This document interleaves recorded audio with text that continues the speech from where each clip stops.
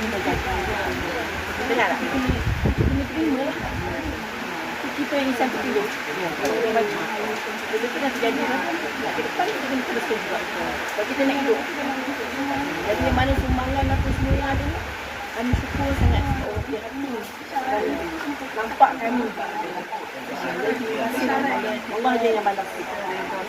Ya, betul. Betul, kita tak boleh nak persoalkan. Sebab tu memang dah tertulis takdir kita. Yang benarnya kita kena bunyi. Kita rasa beruntung. Allah tahu kat mana kemampuan kita.